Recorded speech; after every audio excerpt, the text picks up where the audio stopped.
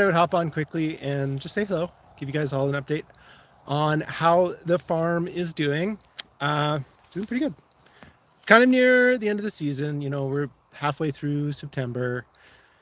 The flowers are starting to slow down, especially because I don't quite have as many as like there's normally on the farm. I can still make bouquets, but I'm starting to prioritize getting ready for next year. I'm really excited about next year. I'm less so excited about the rest of this year, except that I get to work on the stuff for next year. So what that kind of comes down to is like a lot of these beds are really messy and just filled with weeds. My plan with them is to just like lawnmower them and then tarp them, and kind of like there's like some perennials in this like kind of upper area of the farm. Next year I want this to be where my zinnias are, because I'm always going and picking zinnias during the like main summer part. So I want it to be closer to my outbuilding, which is right over here, just for less steps. So there's things like feverfew that are in here, and rudbeckia, scabiosa. I'm just going to start fresh with those next year. I'm not going to be overly concerned about trying to save them, and I'm just going to, I might run the tiller instead of the lawnmower. The tiller might be the only thing that can get through all those weeds. But, you know, I'm going to knock it down somehow. I'm going to tarp it. And then the idea is I just leave beds as they are, tarped until I need them. I use them when I finish with them. I retarp them. That's kind of my like weed management strategy going forward. This year I just couldn't do it. I didn't have time. I'm not like fully set up. So that is what it is. Here are my marigolds. They're still going strong. My artichokes, which never made any flowers this year. So I will try again next year. But life lesson, don't put your artichokes right next to your beds where you're walking by them all the time, because they're kind of evil. Here's some more beds that are just a mess. You can see there, just a big old mess. So things like this I want to fix next year. Like, here's my annuals. This is where like a lot of my annuals are this year.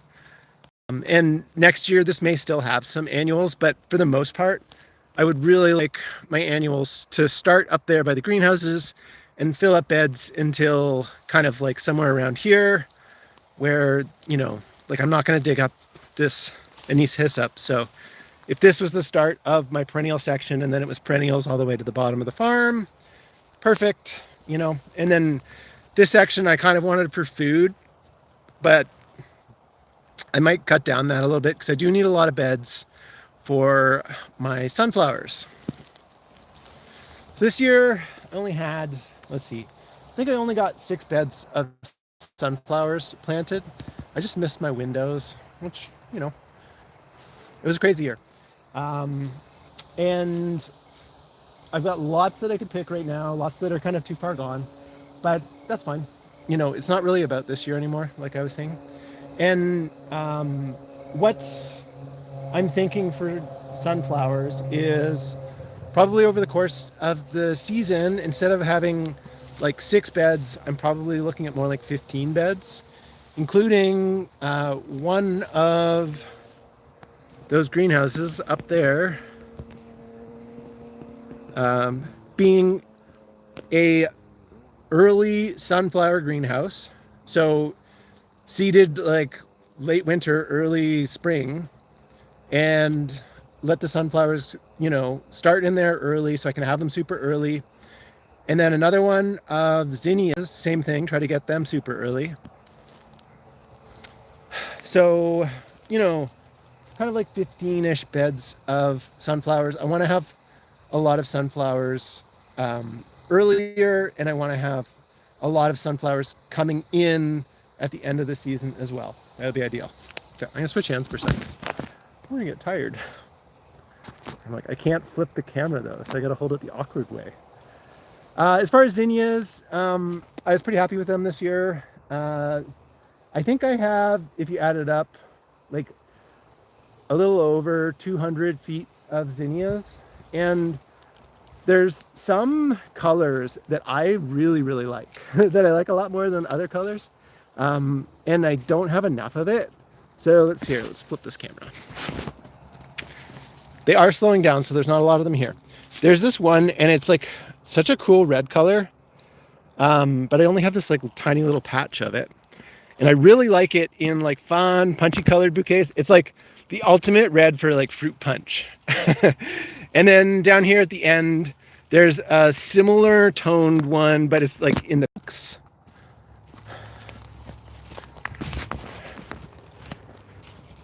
So this one is like similar, and it goes really well with that other one. But it is more of like a pinky color. Those two go with so many different colors, right? Because like there's a lot of stuff that, you know, like this color here on the zinnias, it's so rich that like I end up pairing it with like red amaranth and stuff a lot. But I find that it doesn't go with everything, you know, like it's like this like dramatic color, and it's just too much for like a fun colored display. So those two, I don't even know what the name of the color is, because I think that the supplier that I bought from didn't have those, because those were just in like loose seed packs that were hanging out on the farm. So I have to track down some more colors of Benry Giants. And then this one here, this lime green, this is just like lime green Benry's Giant, I do believe. I really like that one. I was doing some really fun stuff with that. And so I want a lot of it. So this year, like I said, I think I have about 200 feet of zinnias. I think that next year I want more like 1,000 feet of zinnias. You know, sounds excessive, but that'll be like successions. You know, like my greenhouse will be like my greenhouse that I fill up with zinnias, hopefully. I talk about it as if it's like a sure thing, but it's like not always easy to get all this stuff done. But my greenhouse that I have zinnias in, you know, like those will like finish off in the summer, and then I can do something else with greenhouse. Like I could use that one then for like snapdragons to cool flowers, as others, you know, come online. But at the end of the season, I would like at least twice as much zinnia, because like I haven't really been harvesting much the last handful of days. Sorry. Yeah, I haven't been harvesting much in the last few days.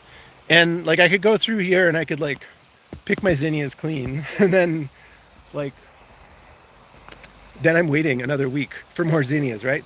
So things just slow down at this time of year, but I want to keep selling in the future. So the idea is just have lots of beds of zinnias, you know, maybe even some that are just coming into maturity for the September kind of like time frame, right? So I definitely want to play around with that. Right now I'm just giving my peonies a water. They are so weedy, but as they get into the third year, they do get easier to like control the weeds in. Like you can see down here,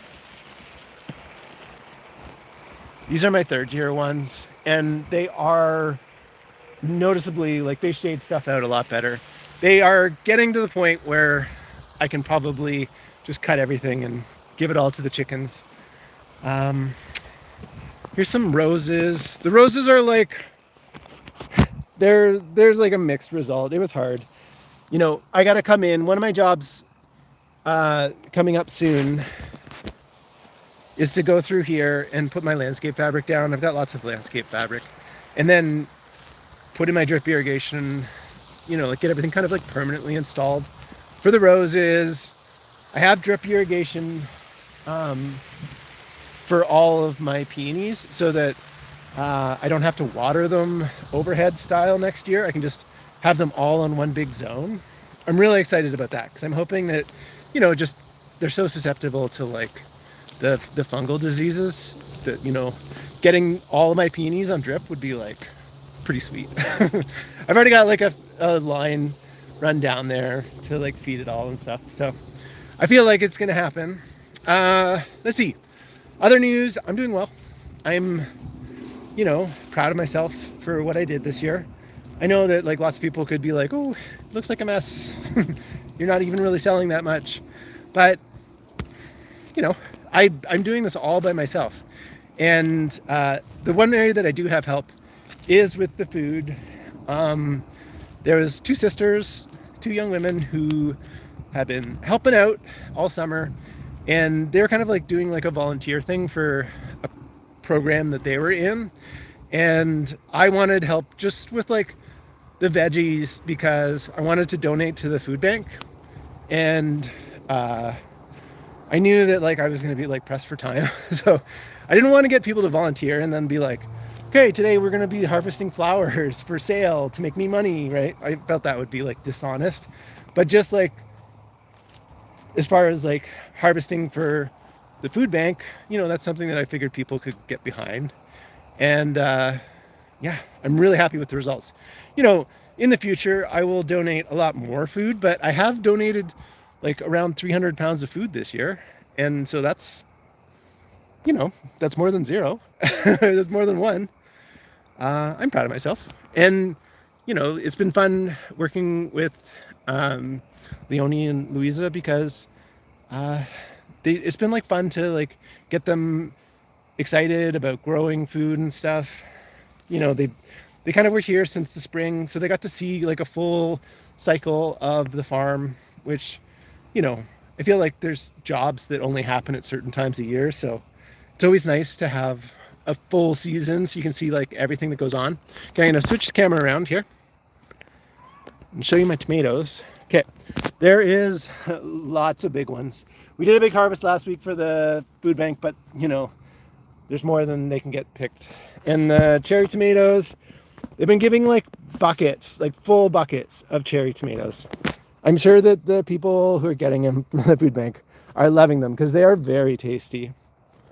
And my cucumbers, they're doing pretty good.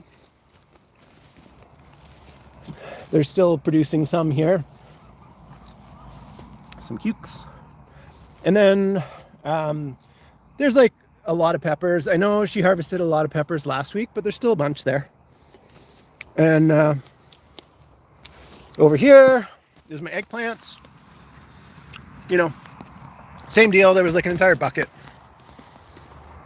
last week of eggplants. So, they only grow so fast, but there's still a bunch there. Pretty excited. I've been eating like there's one tomato that's like really good. It looks like the pink Berkeley that we used to sell at the farmer's market and like was my favorite tomato. Looks identical to that. So I'm not sure if I got mixed up and I grew that when I thought it was the black Krim, or if this is what black Krim looks like. But like, look at that. They're kind of like greener and like rougher on the top, but the bottoms are just so beautiful. And then it's like such a flavor inside. We had like so many of these in the past, the pink Berkeley tie-dye, when I used to grow them. They make like tomato sauce out of them. And it was like my favorite. That was like the origin of like tomato-based life form and stuff like that. Okay, so other news, let's see, what else don't you know? I have a video that I've been like trying to work on, but I kind of forgot how to make videos. I filmed it and it's really good, but I sat down on the computer the other day and I was like, So we'll see how that goes. I just need to feel like I have more time, Right now, my motivation is based around getting the farm cleaned up so that I don't get behind during the fall, because I really want to start next year like strong. I don't want to be like making excuses next year.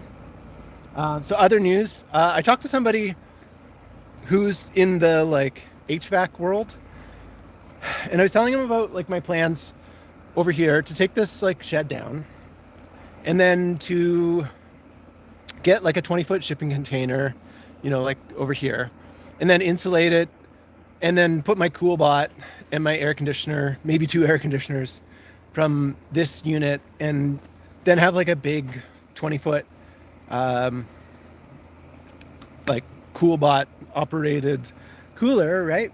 And he was like talking about how, because like there's orchards everywhere here, like my neighbor cherry orchard, and all these orchards have these like coolers that are like self-contained units. They're insulated, and you know, he says that he can probably find some in like the $8,000 to $10,000 range.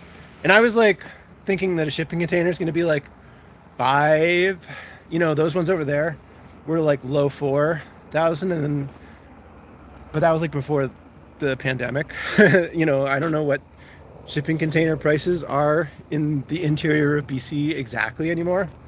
They don't seem to have changed too much, but you know, $5,000 at least for a 20-foot shipping container delivered, and then a couple $1,000s of insulation to insulate it, and then all that time to do that, and then like run it with a CoolBot.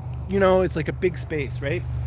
So the thing about these walk-in coolers that are kind of like set up professionally is that they will have like actual commercial cooling units, thermostats, you know, because like the CoolBot's great and it does a really good job, but there is kind of like 6 or 7 degrees in like variation in what the temperature can be. Sometimes it's like a couple degrees lower than what you set it, and sometimes it's honestly like in the heat of the day, when like if it's really hot in the summer, it could be 15 degrees over what you set it at, right? So it would be nice to have something that I could, you know, set to 0 for when the peonies are here, and then set to 50 degrees when the zinnias, like when I'm doing like zinnia stuff, right? You see in here, I've got flowers out, but none of these are sellable anymore.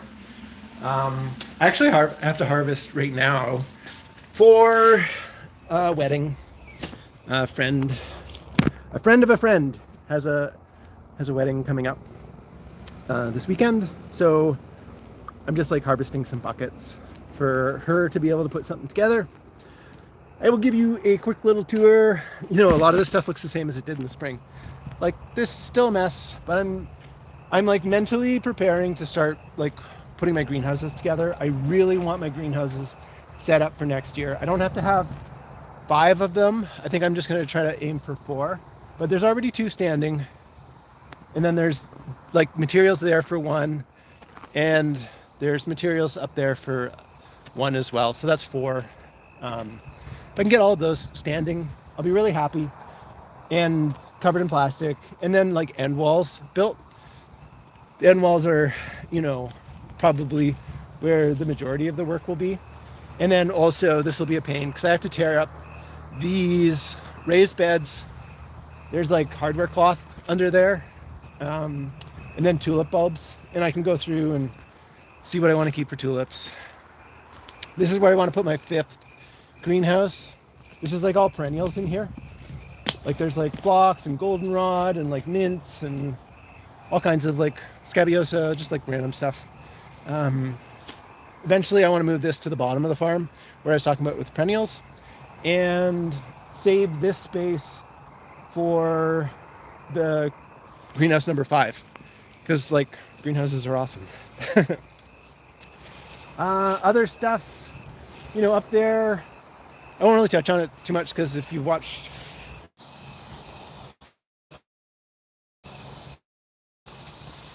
so I've been starting to like put some work into that. Yesterday I moved pile into my chicken run, so the chickens are old, you know, compost pile to kick through for like, I don't know, last them a couple months. And then you can see up there, like my fence was falling over, so I had to like take my cedar hedge out so I could fix it. But I was gonna take the cedar hedge out anyways because I am putting an Airbnb unit in, and I want this for parking. So I took this fence down. I still have to take the fence posts out, and then I'm gonna turn kind of like right here. I'll rake the ground flat. I'll get it all like flattened out, And this will be a parking spot because the entrance, which is like currently a mess, to the Airbnb is right here. So like there's patio here and stuff. It just needs to be maintained.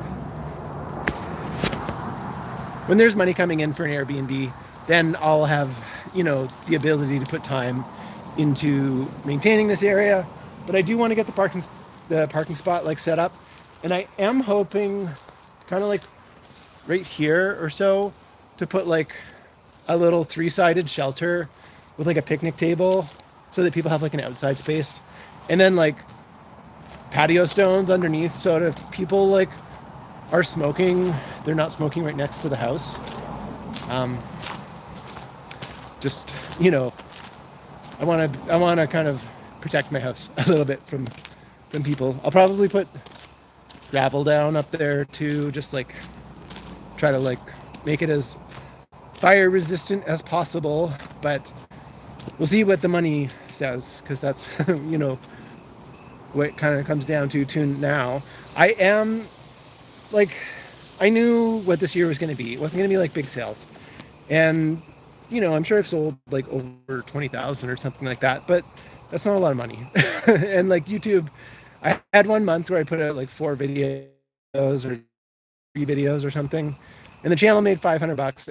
And I basically was like, okay,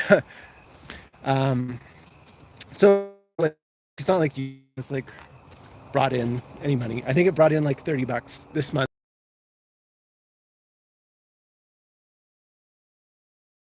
This year